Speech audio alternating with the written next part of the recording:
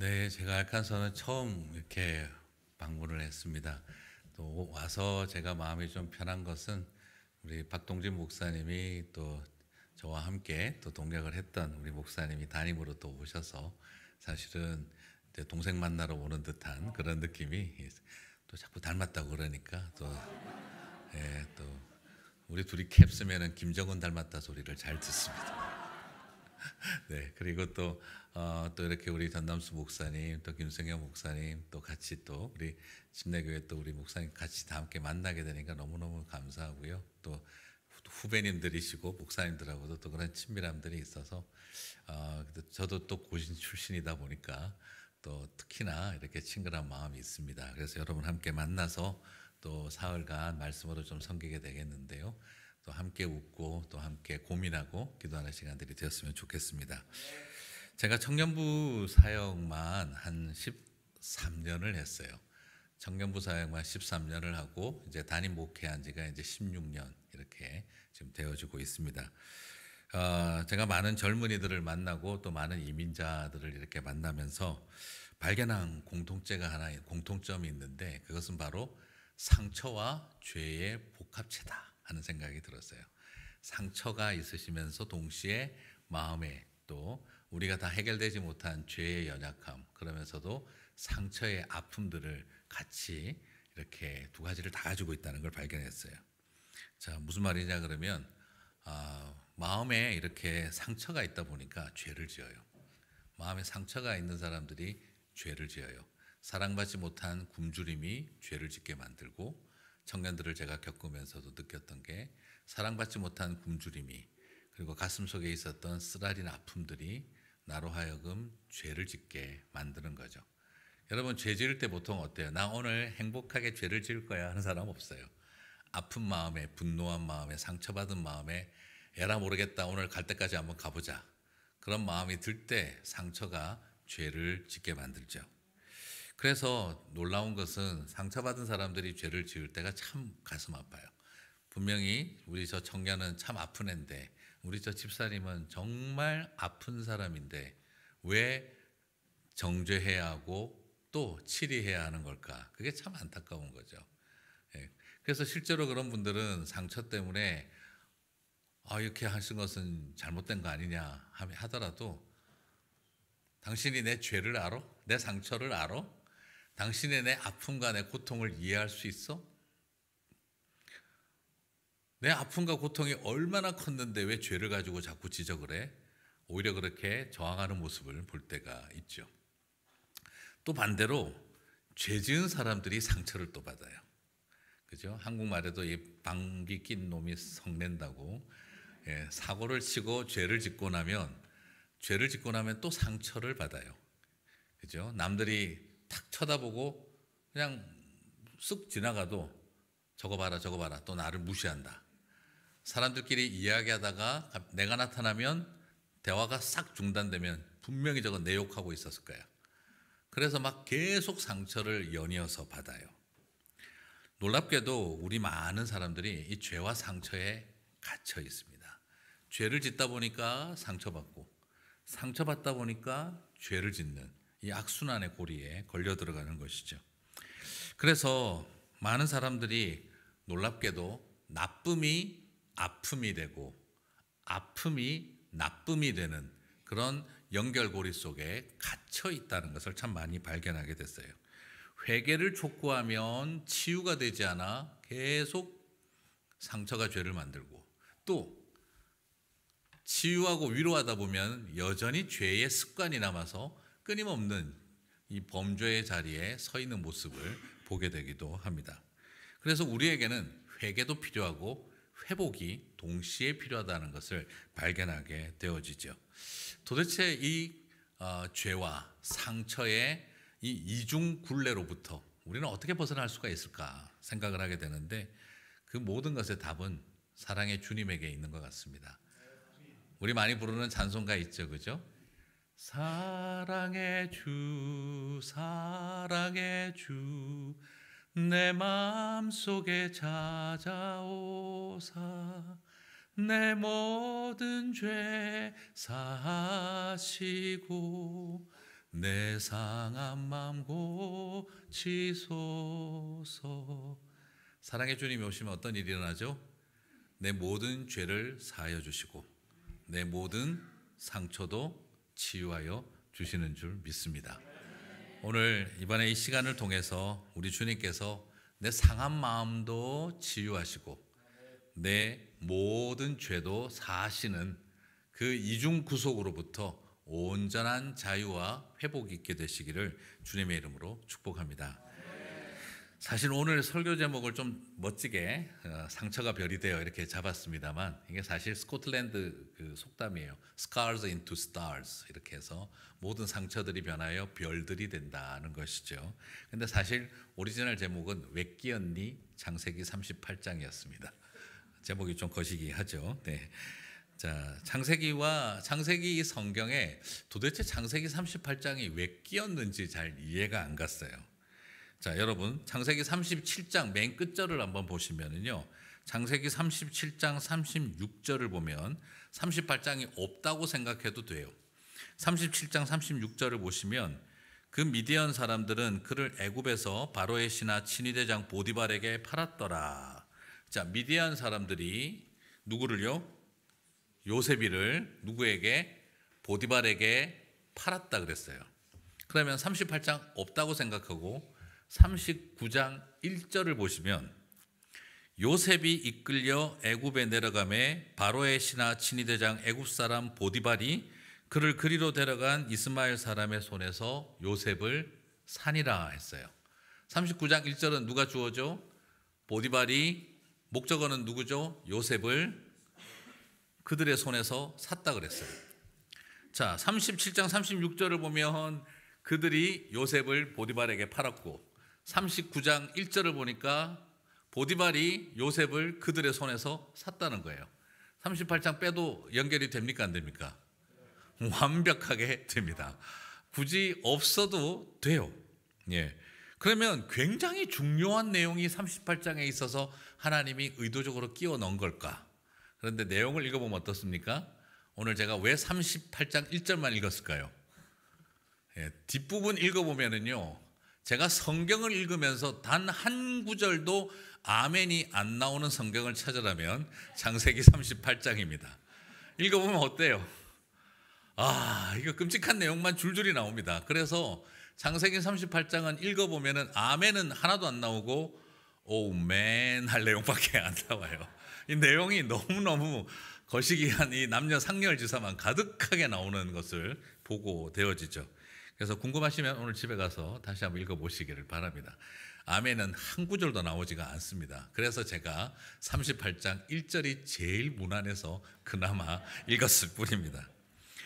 자, 집 나간 유다가 이방인의 집에 가서 이방 여인의 딸과 결혼하고 아들 셋을 얻었는데, 이 큰아들이 하나님 앞에 범죄해서 죽고, 둘째가 이 큰형님 후대를 이어주려고 했는데 또 형수를 욕망의 대상으로만 삼고 재산 욕심 때문에 그렇게 하니까 둘째 아들도 죽고, 그래가지고 나중에 와이프도 죽고, 그래서 유다가 너무너무 외롭고 서글픈 마음에 가다가 며느리가 장기인 줄 알고 잠을 자서 임신을 했는데 이게 아들인지 손자인지 헷갈리는 애를 둘을 낳게 되고, 그래가지고 죽여라 해가지고 불태워 죽이려고 하다가 아버님이 이 아이의 주인이십니다 하는 이 엄청난 이야기가, 이건 도대체가 아멘을 할 수가 없는 내용이 창세기 38장에 가득해요. 저도 정말 읽어보면서 도대체 이걸 왜 끼워 넣었을까?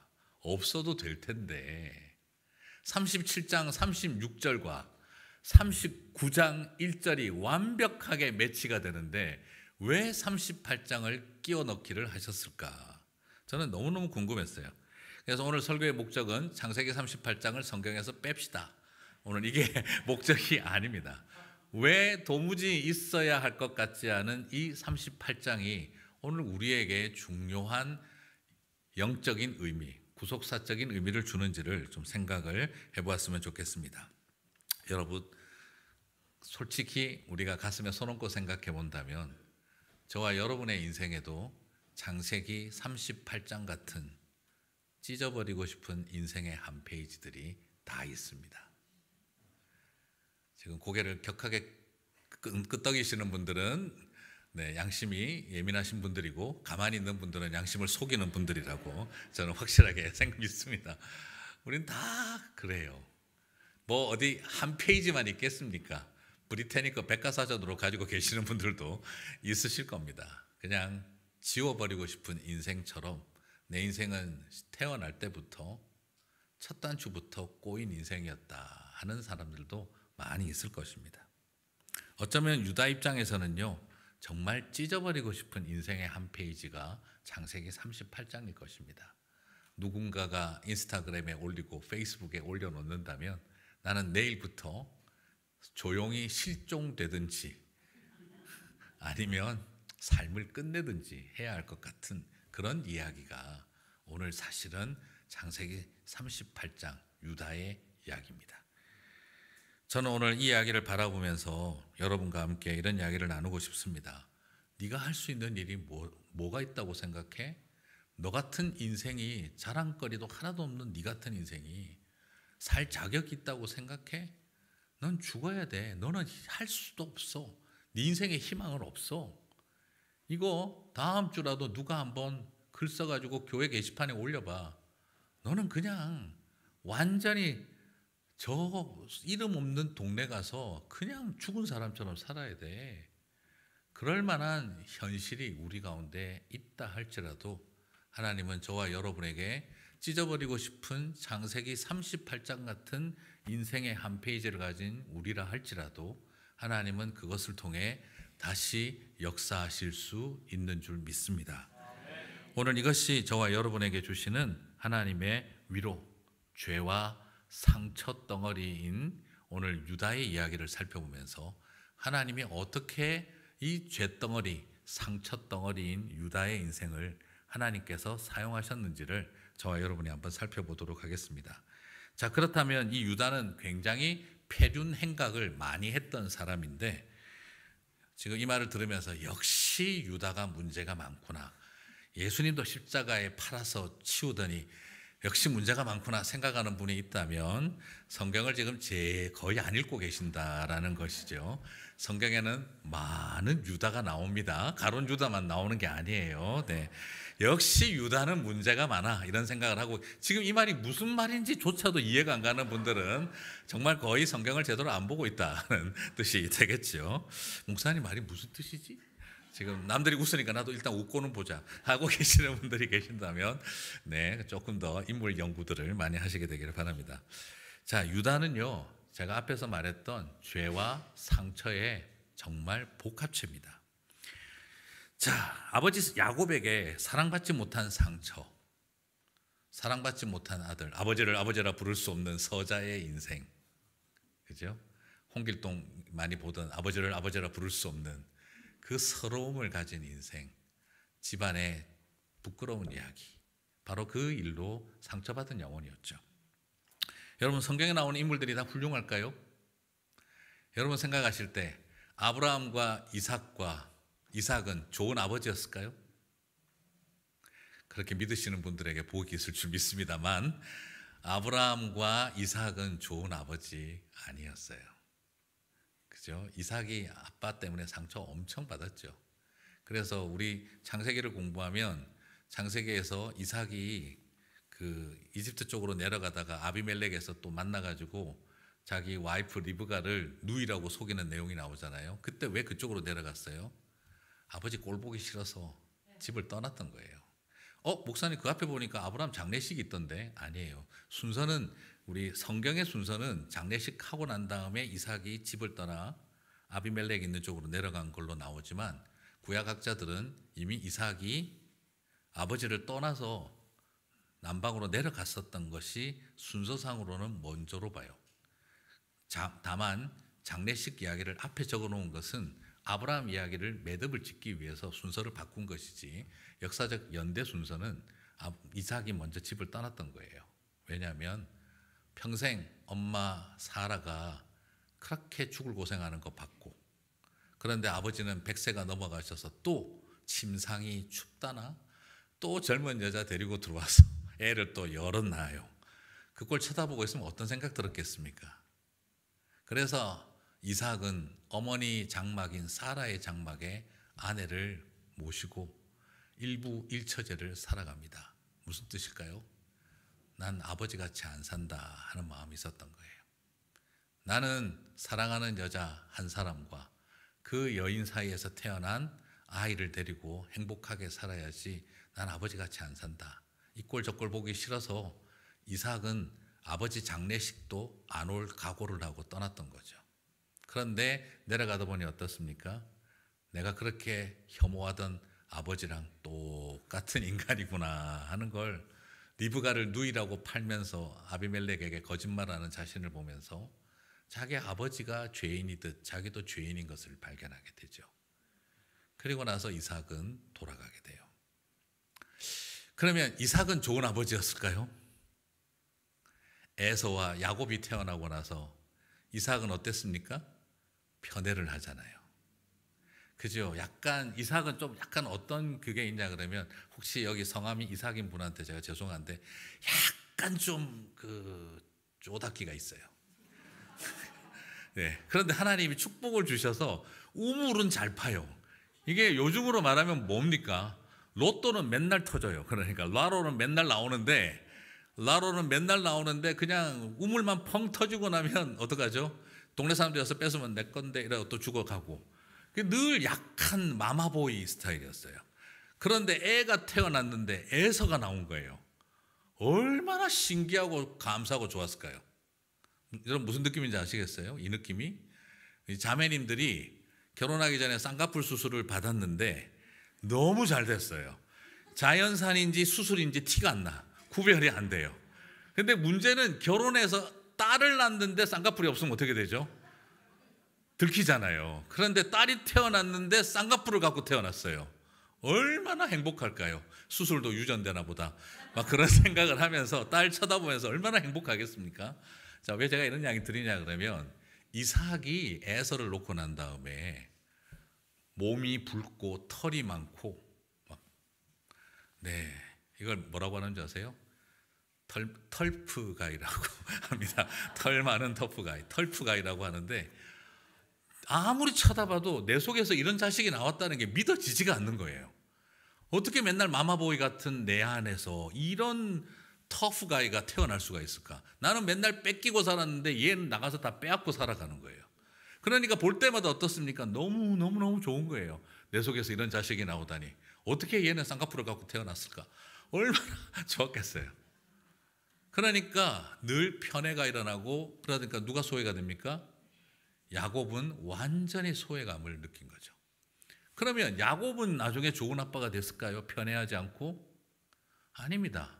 라헬과 레아 사이에서 아이가 태어나고 12명의 아들이 있는데 내가 사랑한 여인이 라헬의 아들만 사랑해요. 나머지는 다 있으나 마나예요. 아버지 이삭은 야곱의 가슴에 상처를 줬지만 야곱은 그냥 말 그대로 요셉과 벤야민을 제외하고 10명의 아들에게 아주 몹쓸 아버지가 됐던 거죠. 믿음의 조상들 좋은 아버지는 아니었어요. 그런 상태에서 굉장히 상처를 받았죠. 오늘 이런 상황에서 많은 상처 속에서 있어 왔던 유다, 사랑받지 못한 아들이었어요. 아버지를 아버지라 제대로 부를 수 없는 서자의 서름을 가진 아들이었어요. 그러니까 상처받은 마음을 가지면 그 다음 어떻게 되겠습니까? 죄를 짓겠죠. 그래서 그는 그 상처받은 마음 때문에 질투심 때문에 분노 때문에 죄를 짓게 됩니다. 아버지에게 홀대당했던 그에게 누구만 없어지면 될까요? 요셉만 사라지면 된다. 그래서 아버지를 속이고 요셉을 팝니다. 창세기 37장 26절 27절을 보면 요셉을 노예로 파는 일을 누가 주도했을까요?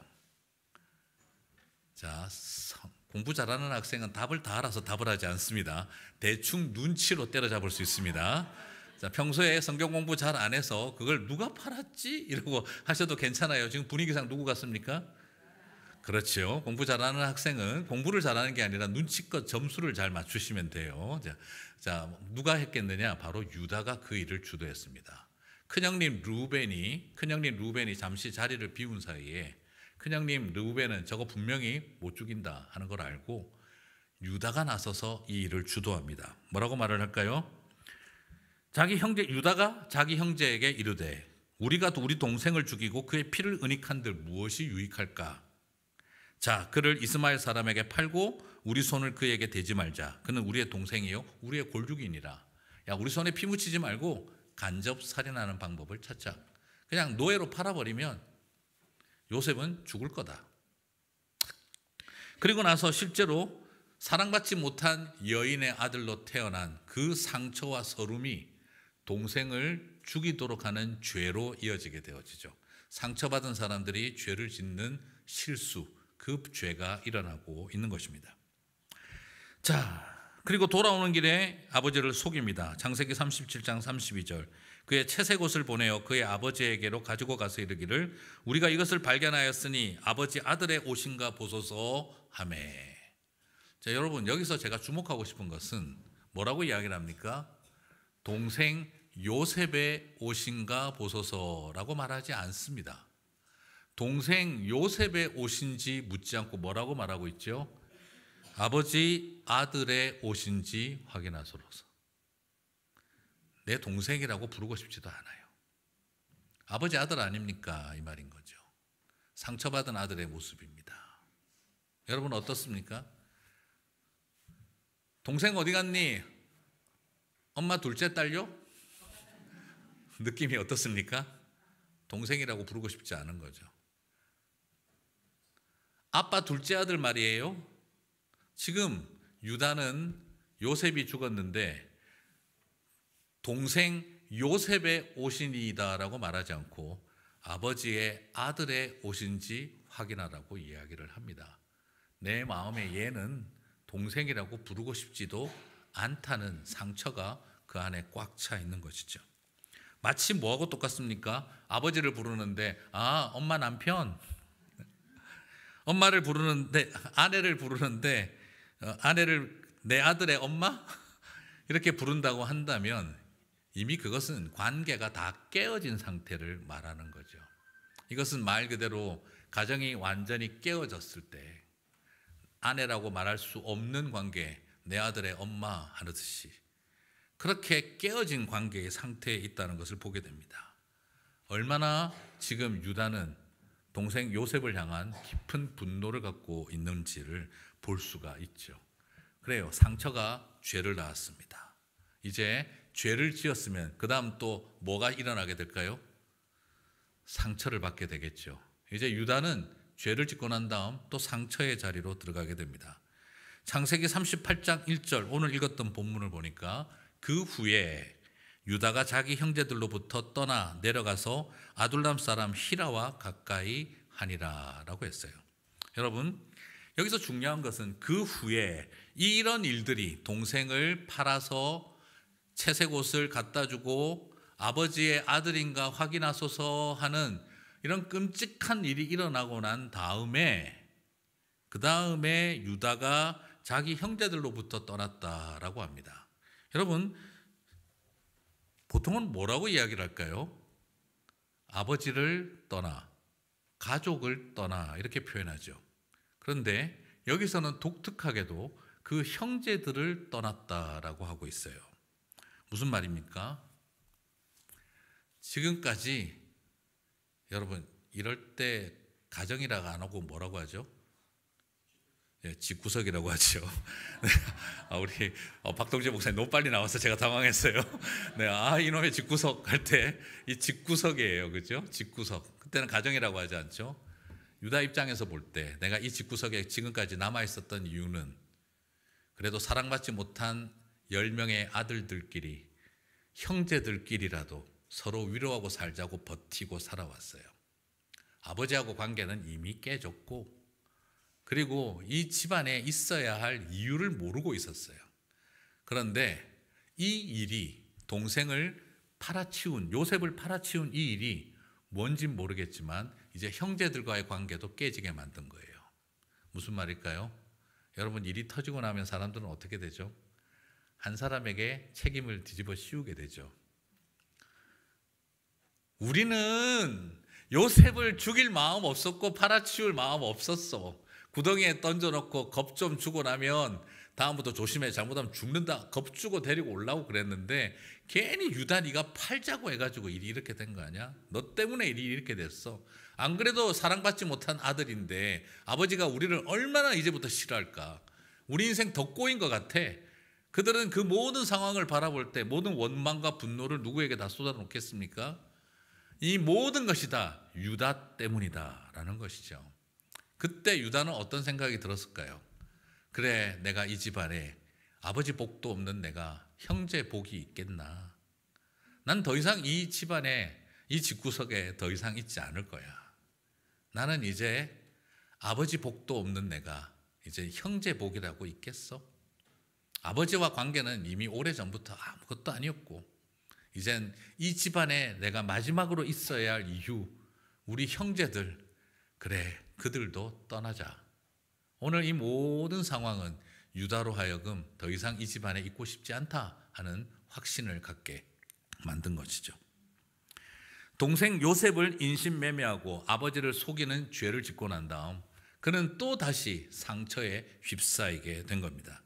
그 결과 죄가 상처를 낳고 상처받은 유다는 이제 아버지를 떠났다, 이스라엘을 떠났다 하는 표현을 쓰지 않고 그 형제들을 떠났다라고 표현을 하고 있는 것입니다. 사랑하는 성도 여러분, 저는 이렇게 설명을 드리고 싶습니다. 아마도 많은 일들 속에 그는 분노했을 것입니다. 당신들도 원했던 거 아니야? 당신들도 요셉이 사라지기를 바랐잖아.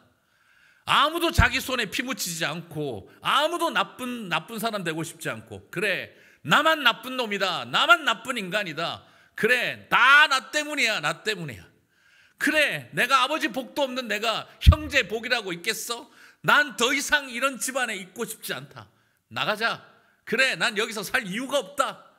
그리고 그는 떠나버렸습니다. 그리고 그가 선택해서 간 것은 이방 사람 히라였습니다. 무슨 뜻이겠습니까? 나는 더 이상 이제 이스라엘 사람이 아니다.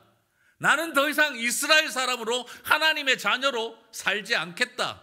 나는 이제 이 땅에 이방 사람처럼 살겠다. 우리식으로 좀 옮기면 무슨 말입니까? 내 한국 사람 얼굴을 보면 내가 사람이 아니다.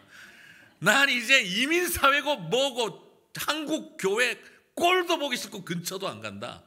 그냥 나는 이방 사람에게 가서 그 나라 사람처럼 그냥 살 거야. 다 때려치워. 나는 안 가.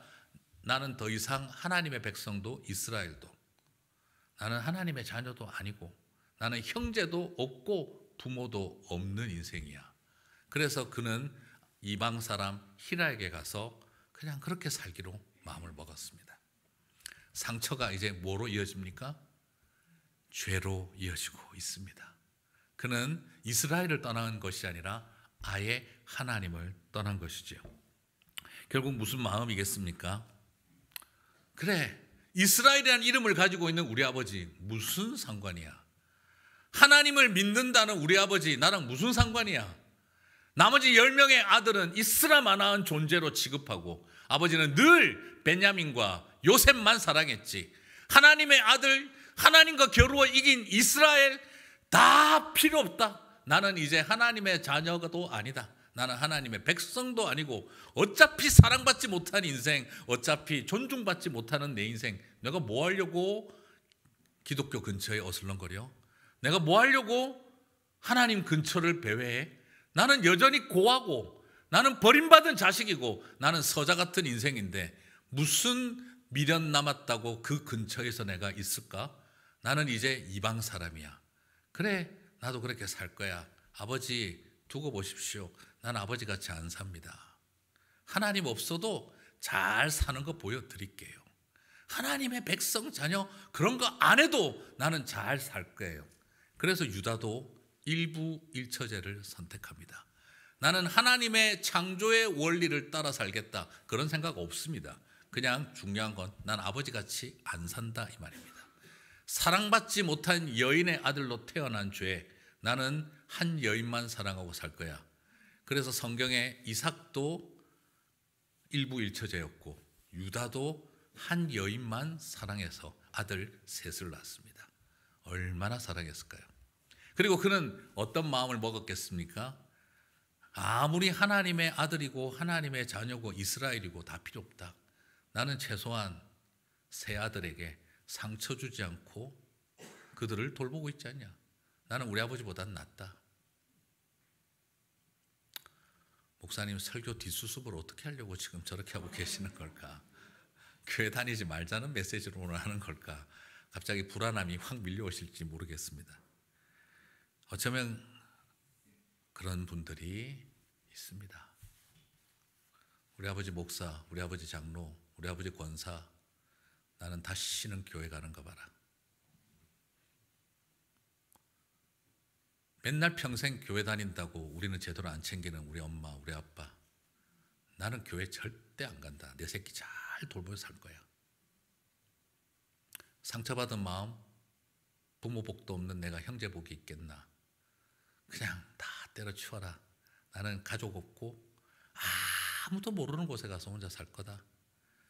그 마음 가지고 태평양 건넌 분들도 어쩌면 여기 계실런지도 모르겠습니다. 그냥 마음속에 다 찢어버리고 싶은 창세기 38장 같은 페이지 가슴에 한처럼 품고 그냥 나는 이렇게 살 거야 하는 마음. 그리고 어쩌면 오랫동안 코리안 커뮤니티 있으면서 한국 코리안 커뮤니티가 나한테 무슨 의미가 있었는가. 그냥 다 보기 싫다. 어쩌면 그런 마음, 이민교회 다시는 안 간다. 어쩌면 그런 마음들도 우리 안에 가득했을런지도 모릅니다. 유다의 인생을 살펴봅니다. 상처가 죄가 되고, 그래서 동생을 팔아치우고, 동생을 팔아치운 결과 형제들을 떠나는 상처가 이어지고, 그 상처로 인해서 다시 이방 사람에게 가서 사는 죄를 짓고, 그리고 하나님 백성 아닌 길로 가겠다고 결단하게 되어졌죠. 이제 이 죄가 뭘 낳을 때가 됐습니까? 이제 또 다른 상처의 악순환으로 들어가겠죠. 하나님을 가르치고 지지 않았습니다. 하나님 백성 아닌 걸로 살았습니다. 그 결과 세 아들은 어떻게 됐을까요? 하나님 보시기에 악한 길을 걸어가게 되어집니다. 여러분, 그 결과 큰아들이 다말과 결혼하고 며느리도 얻었는데 큰아들이 하나님 앞에 죄를 지어서 죽습니다. 창세기 38장 7절을 보면 유다의 장자 엘이 여호와 보시기에 악함으로 여호와께서 그를 죽이신지라. 유다의 큰아들이 하나님 보시기에 악해서 하나님이 그를 죽였다라고 합니다. 아마도 굉장한 충격을 받았을 것입니다. 왜 이런 일이 일어났을까? 그러나 그것이 아들의 죄이기도 했지만 결국은 자신의 죄였습니다. 아들 잃는 상처가 생깁니다. 그리고 창세기 38장 10절, 그래서 그 당시 고대 사회는 고엘이라는 제도죠. 바로 그 계대 결혼이라고 하는 형사 취수혼, 형님이 죽어서 형수가 아이가 없으면 대신 혼인해서 아이를 낳아 형님 재산을 상속받을 수 있게 만드는, 우리 상식으로는 이 쌍놈 같은 제도가 그 당시에는 있었죠. 네. 그래서 형사 취수혼이라고 하는 이 계대 결혼이 이어지게 해서 둘째에게 형수를 위해서 아이를 낳게 해주고 형님의 땅을 상속받도록 하라고 그랬어요. 근데 둘째 아들 녀석이 무슨 생각을 한 겁니까? 누구 좋으라고 이거를 해. 형수가 결국 애를 못 낳으면 그 땅은 우리께 되는데 그걸 왜 줘? 그래서 그는 계대 결혼을 했지만 피임을 또 이걸 보고 또 피임하면 죽는다, 이건 아니에요. 네, 그런 의도는 아니에요. 성경 해석을 너무 극단적으로 하시는 분들이 있어요. 피임하다가 둘째가 죽었다, 자꾸 그런 이야기 하시면 안 돼요. 자, 이거는 그런 뜻이 아니라 뭐죠? 재산에 대한 욕심 때문에 형수를 욕망의 대상으로만 이용해 먹고 재산을 자기가 취하려고 하는 악한 마음을 하나님 보시고 그를 또 치셨어요. 그 일이 여호와 보시기에 악함으로 여호와께서 그도 죽이시니. 여러분, 큰아들과 둘째 아들의 죽음에 공통점이 있습니다. 그게 바로 뭐죠? 하나님 보시기에 악함으로 하나님이 죽이셨다예요. 그러고 나니까 유다는 충격을 받습니다. 엄청난 상처를 받습니다. 죄의 결과가 결국에는 사망이었습니다. 자신이 저지른 죄의 결과는 엄청난 사망이었습니다. 아들 셋 있는데 두 아들이 죽었습니다. 그러니까 그거는 불안한 것입니다. 불안한 것입니다. 셋째 아들은 어떻게 하든지 지켜야 된다. 이 생각이 머릿속에 강합니다. 그런데 죽음의 그림자는 이 가정에 또 들어옵니다. 38장 12절을 보면 유다의 아내이고 하나밖에 없는 아내였던 유다의 아내였던 히라의 딸이 두 아들이 죽고 나자 엄마가 충격을 받고 또 돌아가시게 됩니다. 창세기 38장 12절 얼마 후에 히라의 딸이 죽으니라 라고 나와요. 지금 상황이 이제 어떻게 된 겁니까? 아내가 죽었고 두 아들이 죽는 일을 유다는 경험하게 됩니다. 유다는 헤어날 수 없는 고통과 상처 덩어리가 되기 시작을 합니다. 여러분, 상처받았습니다. 이제 또 뭐 할 일이 남았을까요? 죄 지을 일이 남았죠. 며느리 다말에게 셋째 아들을 줘서 그 계대 결혼을 이어가고 재산 상속이 되게 해줘야 합니다. 그러나 불안과 두려움에 휩싸인 유다는 그 길을 막아버립니다. 여러분, 그럼 어떻게 되죠? 여성은 친정에 가면 되지. 뭐 그건 옛날 요즘 이야기고요. 옛날 그 시대엔 친정에 가도 답이 없습니다. 그러면 여성이 재산을 상속받지 못하게 되면 어떻게 될까요? 여성이 마지막으로 할 수 있는 일은 매춘입니다. 창기가 되는 수밖에 없었습니다.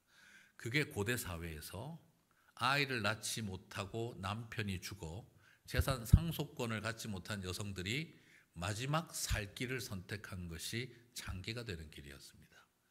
지금 유다는 며느리 다말을 어디로 몰아가고 있는 거죠? 창기가 되도록 만들어가고 있는 것이었어요.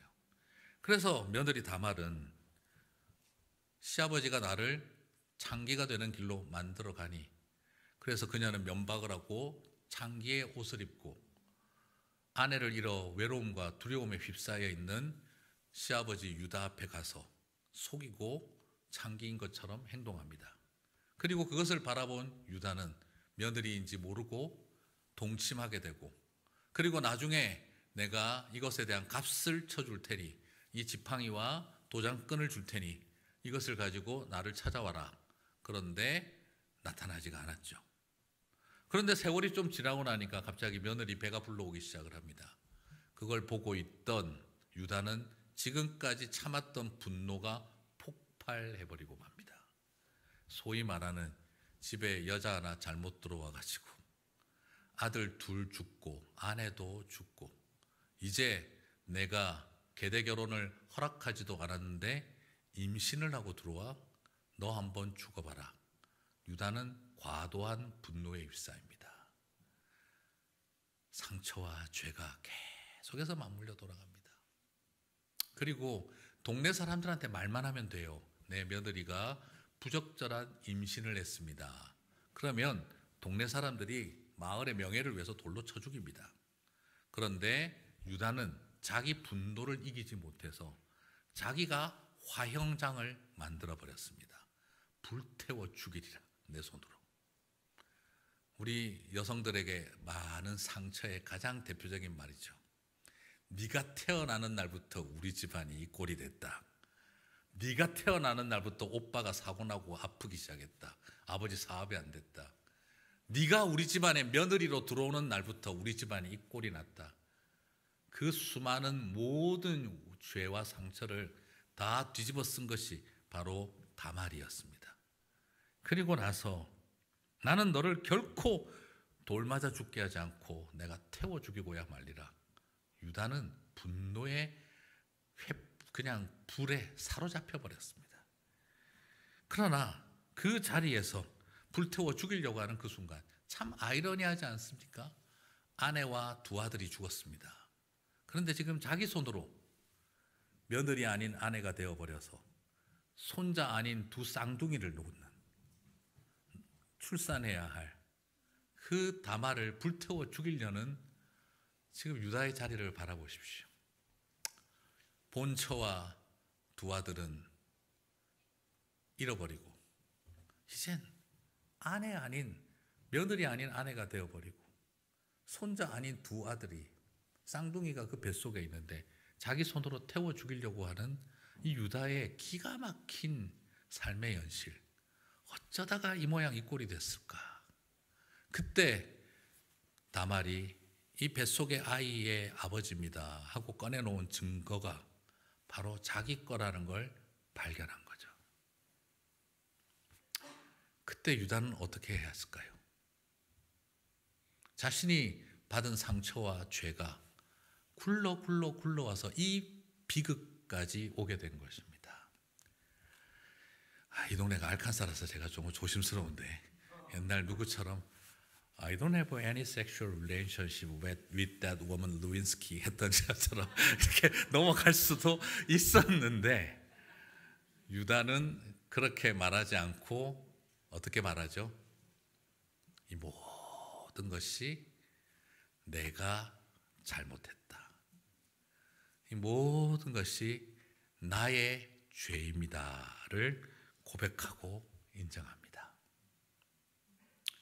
사랑하는 성도 여러분, 이 비극의 가정사, 이 끔찍한 이 가정의 고통이 형제가 형제를 팔고, 형제와 형제가 원수가 되고, 아버지와 아들이 원수가 되고, 그리고 사랑하는 두 아들과 아내를 잃어버리고, 그리고 남들에게 가서 말도 못할 이 끔찍한 일이 일어나고 난 다음에 이 모든 것을 도대체 어떻게 이걸 회복을 시킬 수가 있겠어요? 여러분, 이건 딱 한마디로 그냥 죽어라, 죽어. 네가 살아서 뭘 하겠냐? 그냥 죽어버려라. 그것밖엔 답이 없는 현실이었습니다. 그러나 내가 죄인입니다를 고백하는 그 회개가 유다의 인생과 이 비극의 삶을 터닝 포인트를 만든 줄 믿습니다. 사랑하는 성도 여러분, 오히려 우리에게 가장 소중한 것은 바로 그것입니다. 창세기 38장 26절에서 유다가 말합니다. 그것들을 알아보고 이르되 그는 나보다 옳도다. 내가 그를 내 아들 셀라에게 주지 아니하였음이로다 하고 다시는 그를 가까이 하지 아니하였더라. 이제 정신 바짝 차리고 회개하고 회개에 합당한 열매를 맺기 시작했다는 것입니다. 죄를 은폐하려고 하지 않습니다. 다 내 죄라는 것을 인정합니다.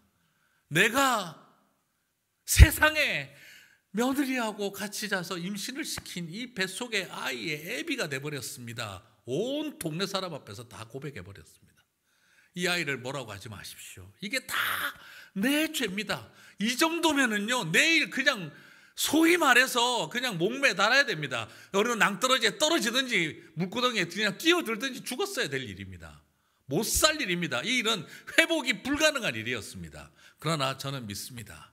죽어버려야 될 일, 회복이 불가능해 볼 일, 어느 누구도 새롭게 뭔가 전환점을 일으킬 수 없다고 여겨지는 창세기 38장 같은 인생의 한 페이지를 가진 우리라 할지라도 주님은 다시 새로운 삶의 이야기를 써내려가게 만들어 주실 줄 믿습니다.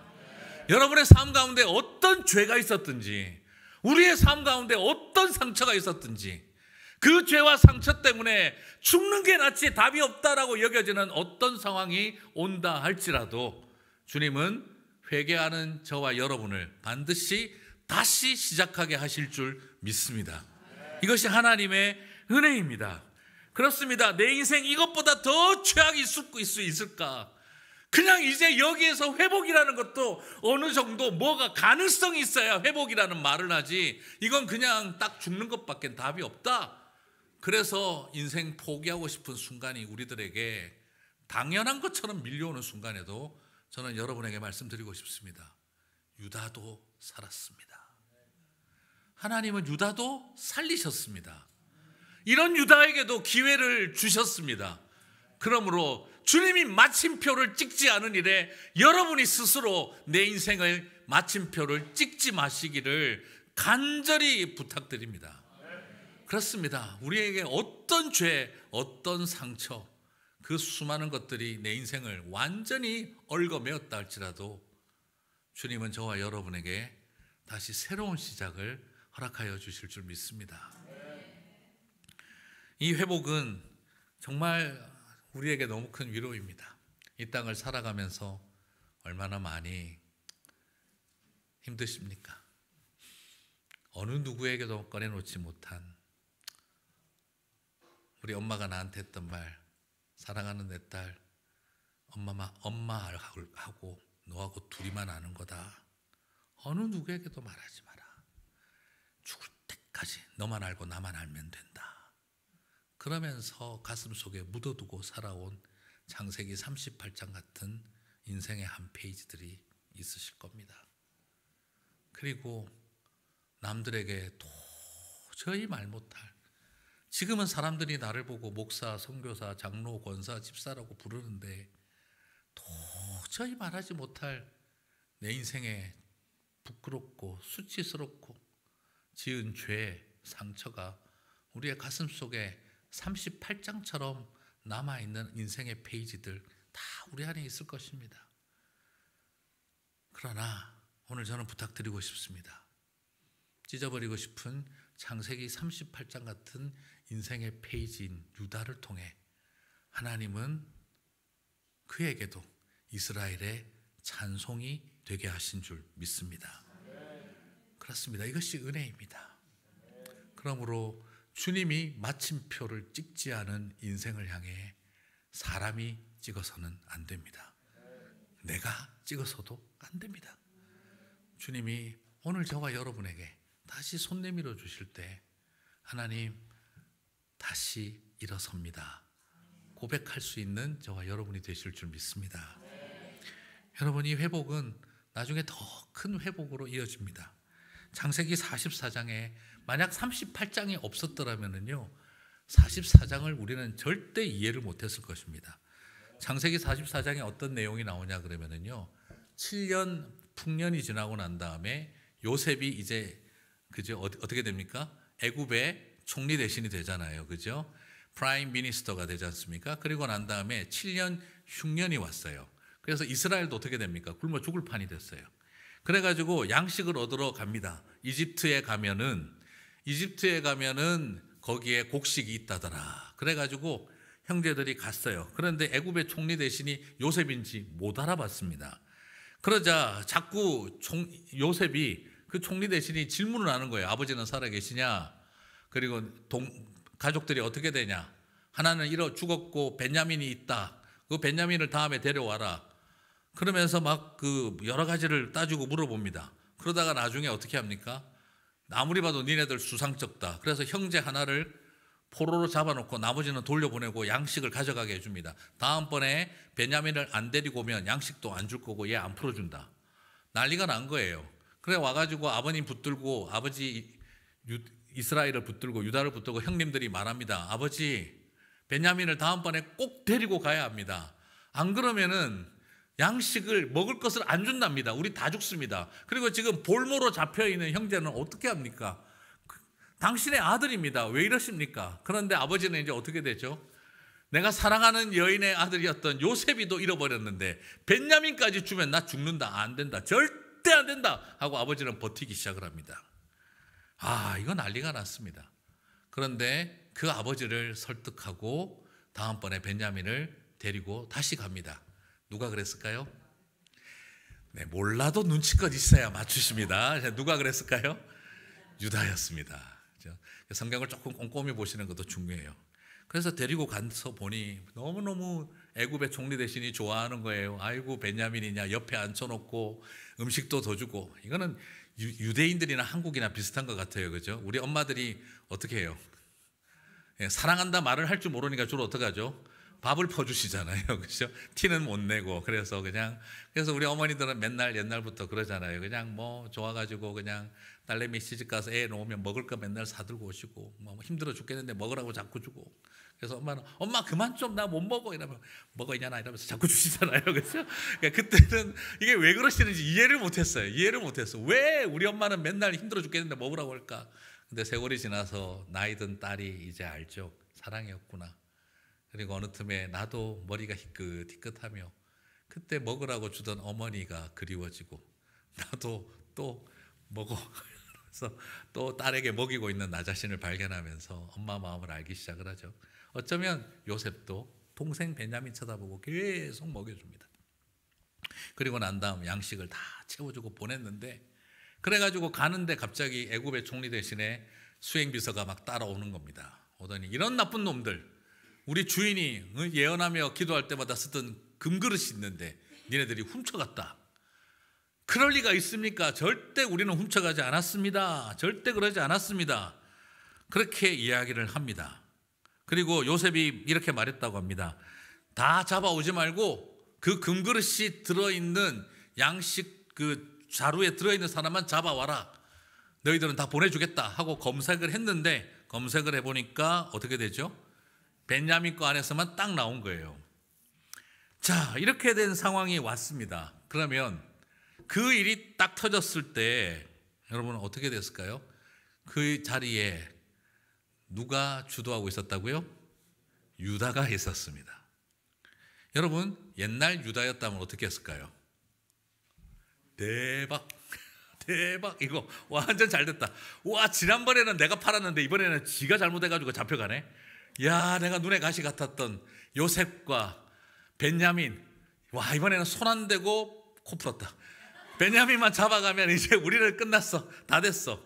옛날 유다였다면 우리의 손에 피를 묻힌 것이 무엇이 유익하냐 팔아버리자 했던 유다였다면 이번에 베냐민이 그렇게 됐을 때 야, 인생에 내가 빛이 비친다 막 이렇게 했겠죠.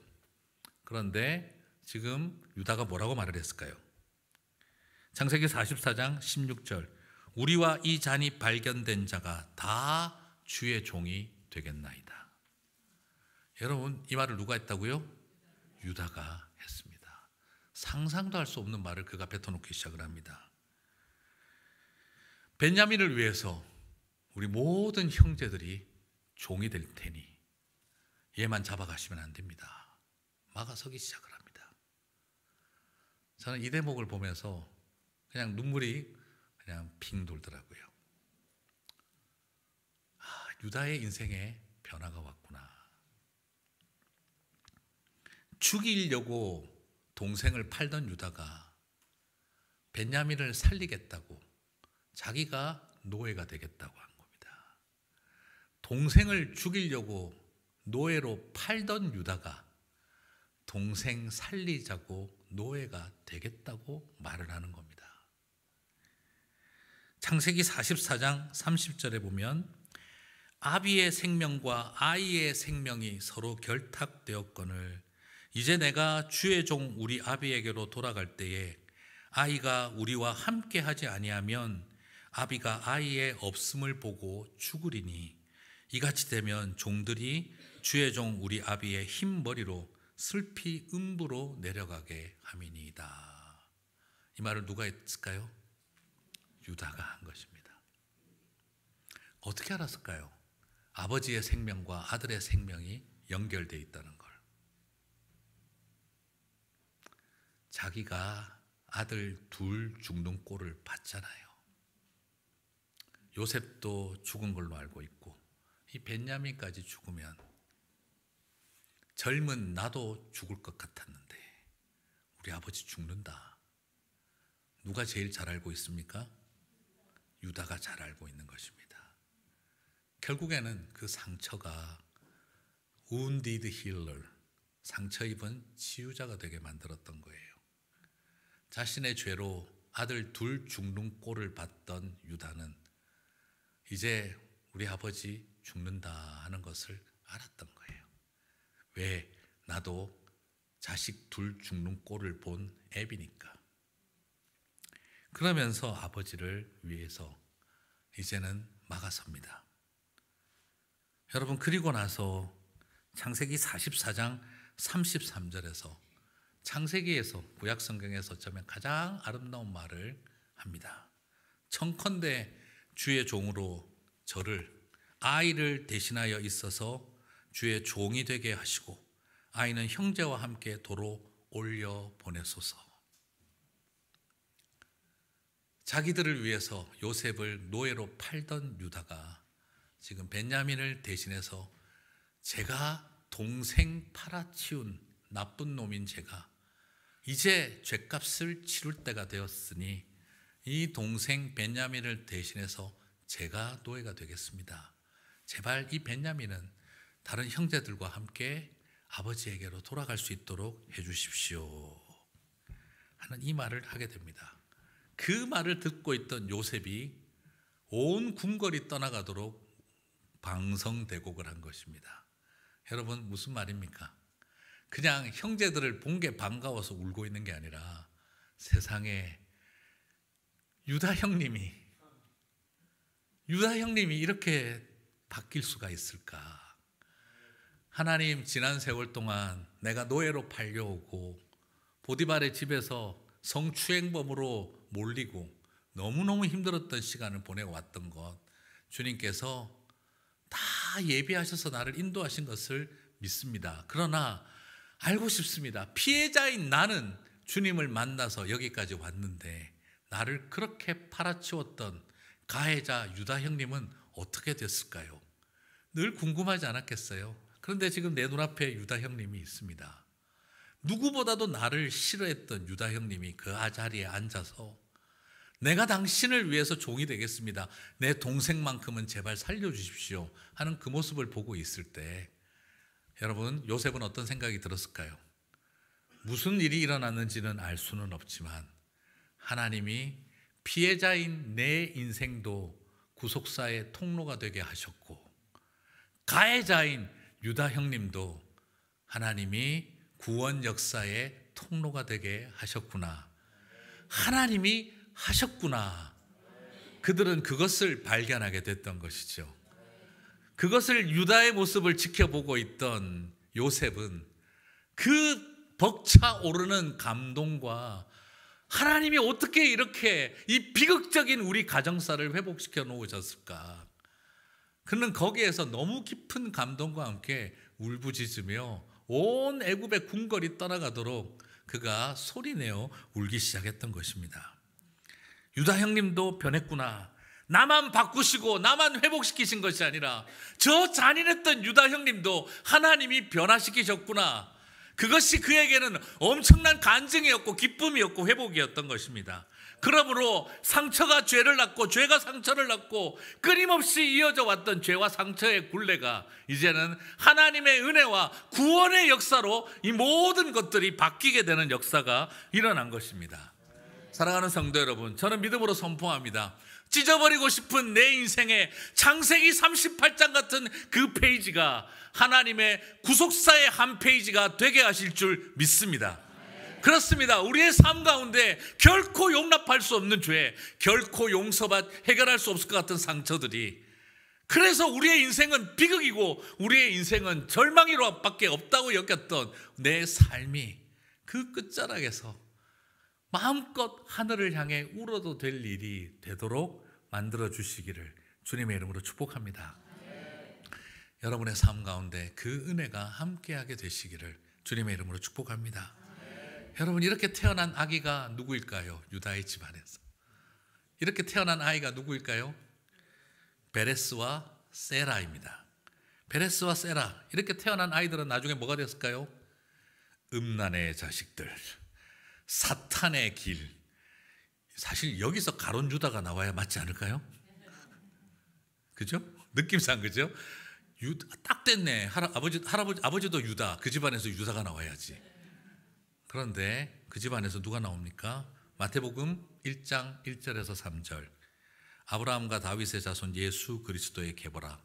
아브라함이 이삭을 낳고 이삭은 야곱을 낳고 야곱은 유다와 그의 형제들을 낳고, 놀랍게도 요셉이라고 표현하지 않습니다.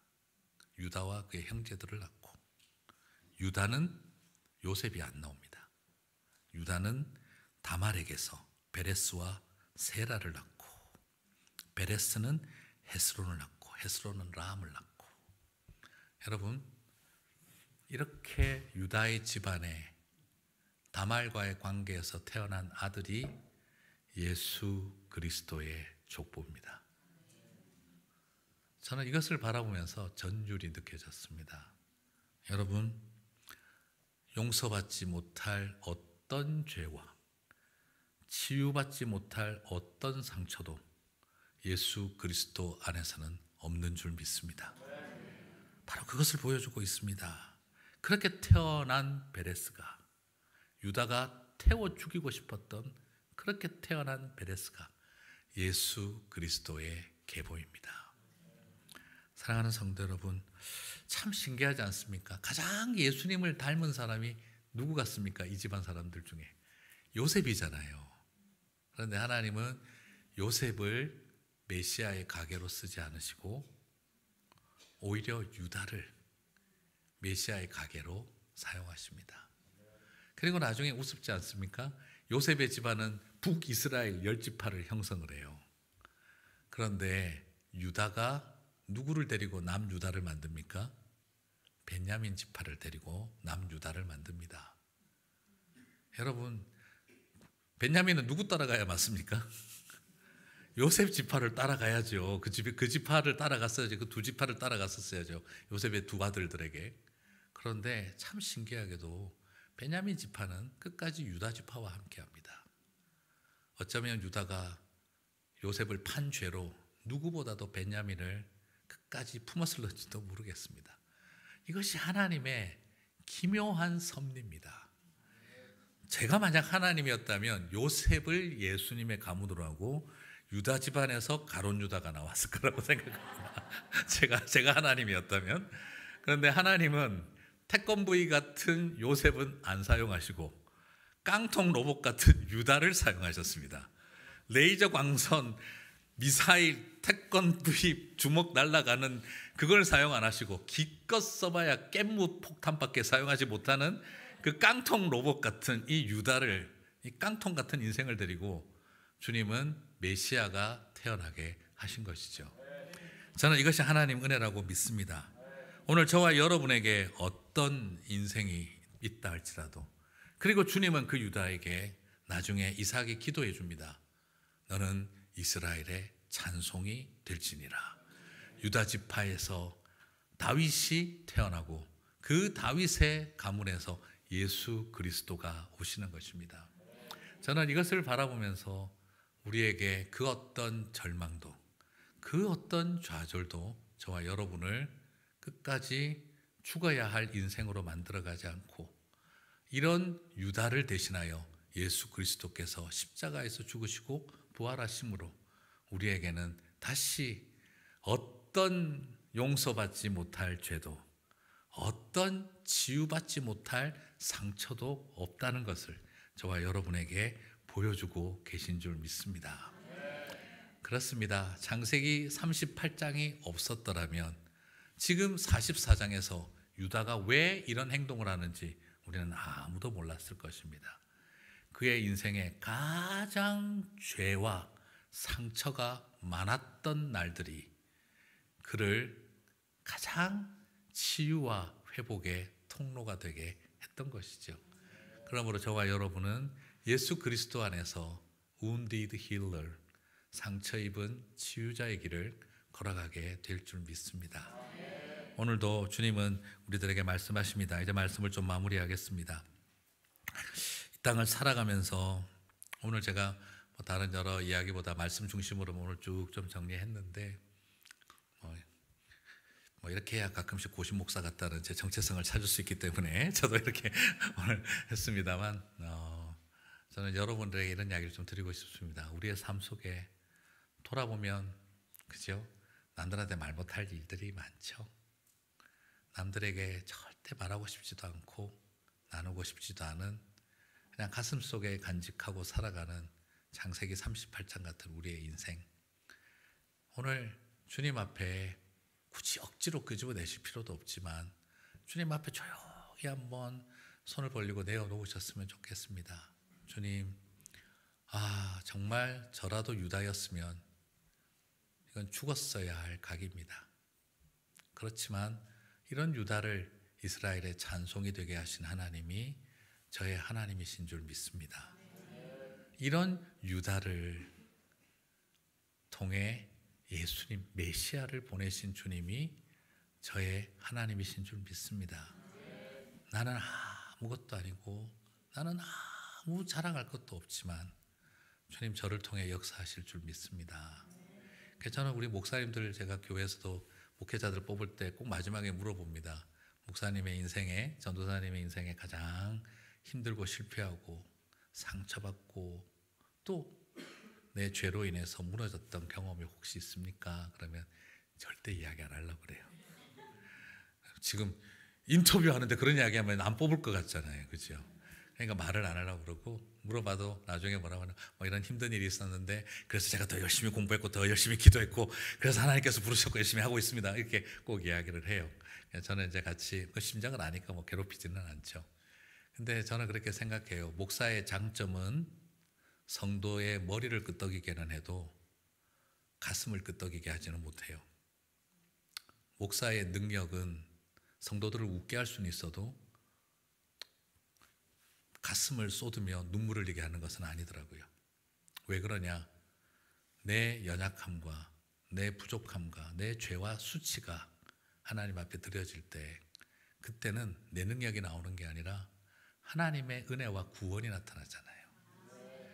저는 이것을 바라보면서 주님은 그래서 유다를 사용하셨구나 믿습니다.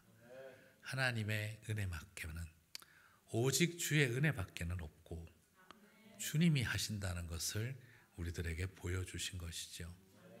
오늘 우리 마찬가지입니다. 저도 꽤 괜찮았거든요. 요즘 목회 한 16년 하고 나니까 이제 뭐 이 모양 이 꼴이 됐어요. 우리 전남수 목사님도 옛날에 저를 기억하실 거예요. 샤프했는데. 그리고 말을 아끼시더라고요. 네. 어쩌다가 네, 이렇게 부요해지셨습니까? 그래서 제가 요즘 늘 우리 교인들한테 크게 쓰임 받고 있다고 제가 늘 그렇게 이야기를 합니다. 뭐 우리가 자랑하고 싶은 게 많았어요. 저도 참 잘하고 싶었고 자랑거리 많은 목사 되고 싶었고, 근데 하나님께서 나는 네가 가진 잘하는 거, 자랑거리 가지고 역사하고 싶은 게 아니라 너의 죄와 상처, 좌절과 슬픔을 가지고 하나님 하신 일만 네가 나타내면 안 되겠냐. 그걸 저에게 조용히 다가와 주셨을 때, 그때 참 많은 것을 하나님 앞에 엎드리게 됐었어요. 오늘 저는 여러분들하고도 부탁드리고 싶습니다. 사랑하는 우리 알칸사이 교회 연합회에 있는 우리 또 개체 교회들이, 또 형제 자매들이, 우리 성도님들이, 우리가 여기에서 우리가 얼마나 대단하고 우리가 얼마나 훌륭하고 우리가 얼마나 잘하는지를 보여준다고 세상이 돌아서고 믿고 우리 나오겠습니까? 그런데 나 같은 죄인도 주님이 용서하셨다. 나 같은 상처 덩어리도 우리 주님이 치유해 주셨다. 내가 자랑할 건 하나도 내 건 없고 오직 치유하시는, 용서하시는 주님밖엔 내가 자랑할 게 없습니다. 그 말을 고백할 때 주님의 몸된 교회가 은혜로 가득하지 않겠습니까? 그걸 잃어버리면 교회가 갈등합니다. 서로 내가 잘났고 내가 훌륭하고 내가 옳으니까. 그것으로 돌아가면 이미 힘들어집니다. 그러나 오직 우리는 은혜로만 산다. 그 고백이 성도들 안에 가득할 때 주님의 몸된 교회가 다시 사랑으로, 그리고 치유로, 은혜로, 하나님의 구원으로, 자꾸 왜 우리가 누구를 구원시키려고 해요? 우리가 뭘 구원시키려고 들어요? 그냥 하나님이 우리를 하시는 것을, 나는 내 연약한 모습, 내 죄악된 모습, 그 속에서 역사하신 하나님을 진정성 있게 제누어티를 가지고 고백할 수만 있다면 주님의 은혜가 이 땅에, 교회들 안에 가득 흘러넘치게 하실 줄 믿습니다.